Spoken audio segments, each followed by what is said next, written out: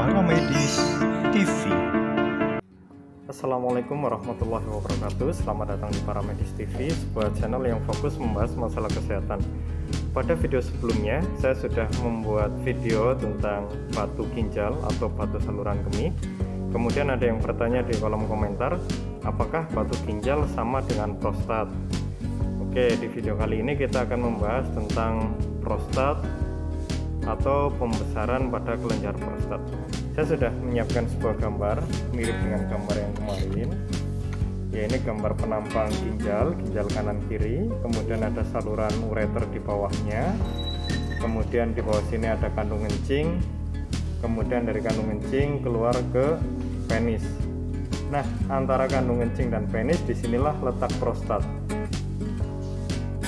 Penyakit prostat adalah penyakit di mana prostat ini mengalami pembengkakan atau pembesaran.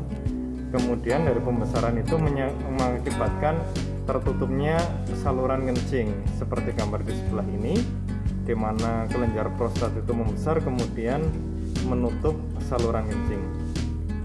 Perlu kita ketahui, kelenjar prostat hanya dimiliki oleh pria. Wanita tidak memiliki kelenjar prostat karena kelenjar prostat fungsinya adalah untuk mengatur produksi dari sperma, maka perempuan tidak memiliki kelenjar prostat. Kelenjar prostat yang membesar tidak selalu mengakibatkan penyumbatan. Apabila pembesarannya membesar ke arah luar seperti gambar yang ini, saluran tetap terbuka, maka tidak akan mengganggu adanya saluran perkencingan. Akan tetapi walaupun pembesarannya tidak terlalu besar, akan tetapi pembesarannya ke arah dalam, maka bisa menyumbat saluran kencing.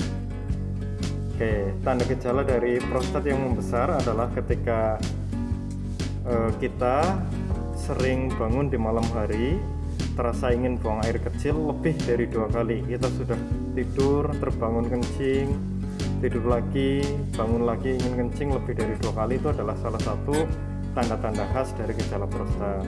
Kemudian kalau kencing tidak tuntas, terasa seperti masih ada, kemudian ingin kencing lagi, itu juga bisa salah satu tanda-tanda prostat.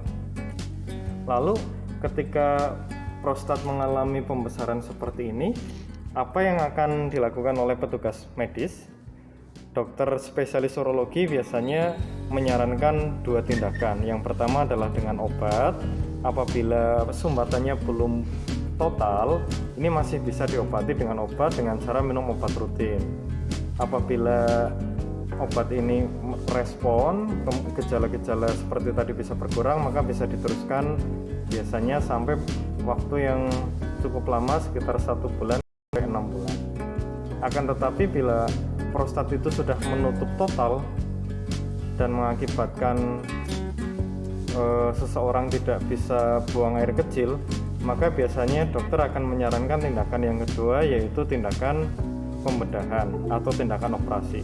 Tindakan operasi ada 2 yang biasa digunakan. Yang pertama adalah pembedahan konvensional, di mana dilakukan operasi, dibuka, kemudian prostat yang menyumbat diambil, dikerok. Kemudian ada juga yang tanpa pembedahan dengan teknologi laser atau yang biasa dikenal dengan istilah TURP, transurethral resection prostat, di mana ketika sudah dilakukan pembiusan, alat dimasukkan lewat saluran kencing, kemudian ketika sudah sampai di lokasi prostat, dilakukan pengerokan atau pengambilan jaringan yang menyumbat atau menutup saluran kencing. Setelah dilakukan pengerokan, kemudian dipasang selang atau kateter selama 2 minggu, kemudian kateter bisa dilepas setelah 2 minggu, dan biasanya penyumbatan pada prostat, penyumbatan pada saluran kencing maksudnya, sudah bisa teratasi dan pasien sudah bisa kencing dengan normal. Oke teman-teman, jadi itu sedikit penjelasan tentang pembesaran pada kelenjar prostat. Yang perlu kita ketahui adalah prostat hanya dimiliki oleh laki-laki. Jadi yang mengalami gangguan prostat hanya pasien laki-laki, sedangkan pada batu ginjal bisa terjadi kepada laki-laki ataupun perempuan. Kemudian prostat dipengaruhi oleh banyak hal, dia bisa terjadi pembengkakan biasanya bisa disebabkan oleh faktor hormonal, bisa disebabkan oleh faktor usia. Biasanya laki-laki di atas 55 tahun ke atas prostatnya cenderung membesar, akan tetapi kalau pembesarannya ke arah luar dan tidak menutup maka tidak akan menimbulkan masalah. Oke, baik teman-teman, itu sedikit penjelasan tentang penyakit prostat. Mudah-mudahan memberikan ilmu dan bermanfaat. Silakan tinggalkan komentar di kolom komentar dan jangan lupa dukung channel ini dengan cara menekan tombol subscribe. Oke, terima kasih teman-teman. Selamat malam. Wassalamualaikum warahmatullahi wabarakatuh.